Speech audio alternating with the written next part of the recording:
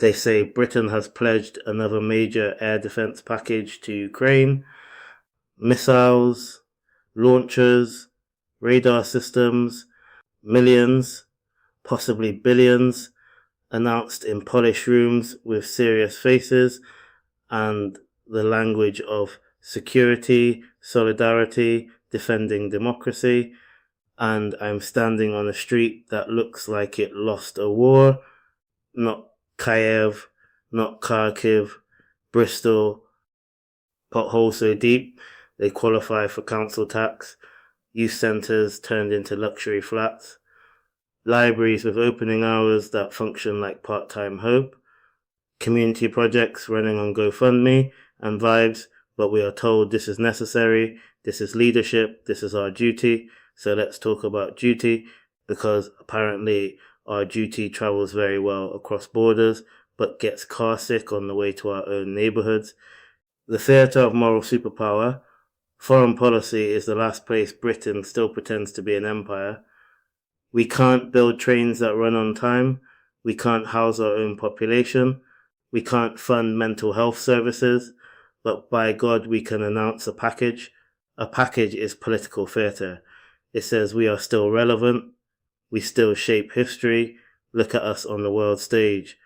Meanwhile, the actual stage at the local youth club was sold off in 2014. This is not an argument about Ukraine. Let me be clear before the comment section starts shadowboxing ghosts. Ukraine is a country under invasion. Civilians are dying. That is real. But so is this question: what is the moral logic of a government that can move mountains abroad and cannot fill a pothole at home? Scarcity for you, urgency for war, when you ask for youth programs, safer streets, functioning public transport, investment in deprived areas. You are told there is no money. Say it with me. The national mantra. There is no money, but for weapons. Suddenly the spreadsheet becomes a miracle. The same state that lectures you about fiscal responsibility finds emergency funding faster than a delivery driver. So the real message is not economic, it is priority. The hierarchy of visibility. Here's the uncomfortable truth: war is visible. Infrastructure decay is not. A missile system comes with press coverage, summits, handshakes, history book energy. Fixing a local road comes with a traffic cone and a tweet from the council. One makes a prime minister look like Churchill, the other makes them look like a facilities manager. So guess which one gets funded? The collapse of the social contract. We were raised on a promise: work hard, pay taxes, society improves. Now the deal looks like this: you pay, they perform, geopolitics. Your environment declines. Community cohesion didn't erode by accident. It was starved. No youth clubs equals young people on the street. No public spaces equals isolation. No investment equals resentment. And then we are told to be proud of our global leadership. Leadership begins at home. If your own citizens feel abandoned, your foreign policy is not strength, it is branding. The psychology of national projection. Why does this hit people so deeply? Because it feels like emotional neglect. The state is the parent who buys gifts for the neighbor's children while their own kid's bedroom ceiling is collapsing. And when the child asks for help, now is not the time. You must understand the bigger picture. Be responsible. Responsibility in modern Britain is a one-way street upwards. The strategic argument they don't want you to make. And here's where it gets interesting. Because there is a serious argument for supporting Ukraine, security, European stability, deterrence, but that argument collapses the moment domestic collapse becomes visible, because national strength is not measured by how much weaponry you export. It is measured by social cohesion, infrastructure, public trust. A country full of potholes and despair is not a strong country. It is a country cosplaying as one. Soft power begins on your own street. You want global influence? Try this. Be the country where cities are clean, young people have opportunity, public transport works, communities feel safe. That is soft power. That is a model other nations want to copy. Right now, the model is managed decline with excellent press releases. The anger people are not allowed to articulate. This is why people get called selfish for raising this issue. Because the political class needs foreign policy to remain morally untouchable. But ordinary people are not stupid. They can see the road they drive on. The youth centre that closed, the waiting list for services, the absence of hope, and they are told to clap for a missile system. This is not isolationism. This is a demand for coherence. The real question. So the real question is not, should Ukraine be supported? The real question is, why does the British state only move at speed when the problem is somewhere else? Why is urgency always external and patience always domestic? Why is decline at home framed as normal, but action abroad framed as historic? Democracy should be drivable. I am not against solidarity. I am against a government that performs solidarity abroad while practicing abandonment at home. Fix the street, fund the youth centre, reopen the library, repair the estates. They've been regenerating for 20 years into permanent scaffolding.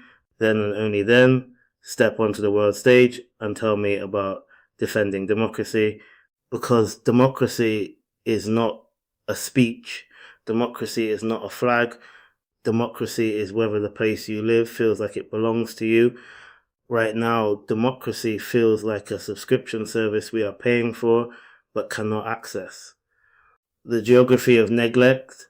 Walk through any neglected area in this country and you will see the same architecture, boarded up futures, takeaways where opportunity used to live, betting shops glowing like emergency exits from reality, schools performing miracles with broken budgets.